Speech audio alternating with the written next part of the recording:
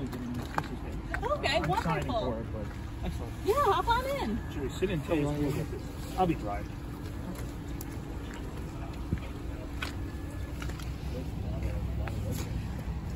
Yeah, and then you've got the 10-way power seat, so you can go up, down, forward, back. There is the power lumbar.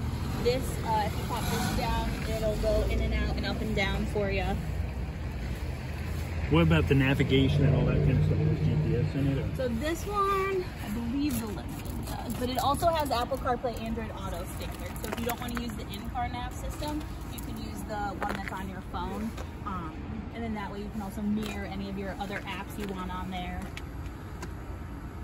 Does it have the backup warning? Yes. Yep. So if we get too close to something. Yep. First it's gonna beep, and then if you're actually about to hit it, it's gonna slam on the brakes. Oh really? Oh, it's actually. Yeah. And in addition, you've got the pre-collision throttle management and braking as well. So if he's heading down the road, he gets too close, it's just gonna beep. And then if you're really about to hit it, that's what's gonna slam on the brakes. Oh wow! Front and back. Yeah. Blind spot detection, rear cross track alert. It has the cameras all the way around. Yep, so when you shift into reverse, you get the backup camera, and then as you drive, it shows you what's around you, and then once you shift it into the drive again, it's got the camera around and front as well. Have you had any negative feedback on any of this? I can't really think of much that people have really been saying bad about it. Yeah, most people do their research ahead of time so they know what they're getting into. The complaints I've heard are people who are going from the ICE and like cars, yeah. And then they go to this and they're like, well, this is different, that's different, and it's like, yeah, because it's a different vehicle. But yeah, so far, and it's great because it's got the Subaru all-wheel drive system, so it's all-wheel drive all the time, symmetrical, front, back, left, right. You make me laugh when you say that because we get the cameras, and Canadians say that because people come up and say, well, in America we don't have that. In America we don't take. People are like, I know this is kind of, yeah. Like, they get kind of mad at you. Right, like, right. So like, yeah, when people say this is different than that, yeah, we know.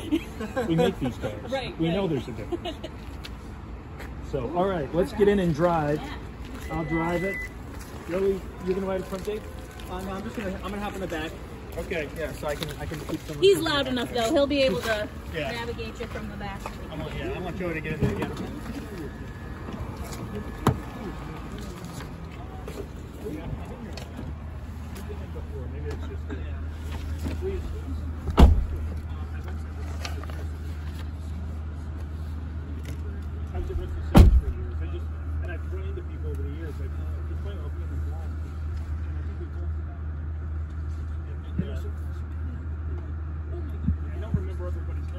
So I was just thinking maybe that. No, I'm really bad with names. Usually faces I'm pretty good at. Faces are good.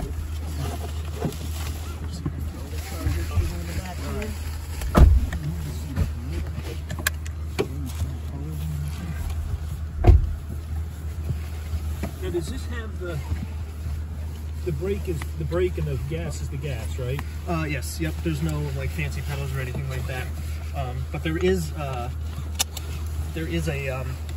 what do they call it? A brake, regenerative braking in the car. So you can have that on.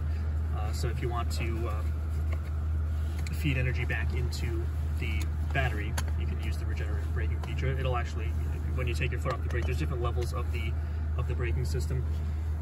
So it'll actually kind of help slow you down a little faster. Yeah, the screen is a bit different from our normal interface.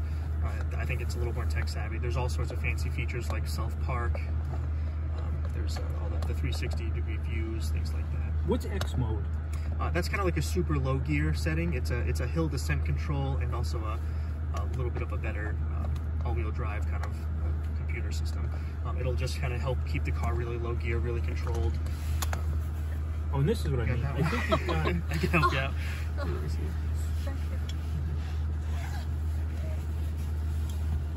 is it? You're smart.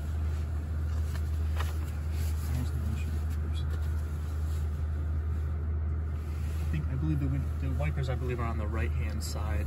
I think if you rotate that, yeah. Sorry, didn't know.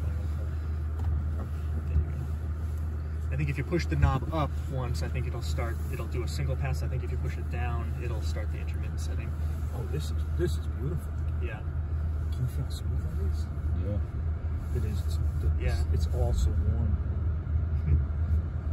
One of the cool things about the electric cars is if usually people have them plugged into their garages or like wherever they are on the charger overnight, things like that. Yep. You can set the charge schedule so that it'll charge at certain times of the day or at certain you know, like low premium kind of times. Yeah, that's what we were just looking into. Yeah, so you can kind of take advantage of that.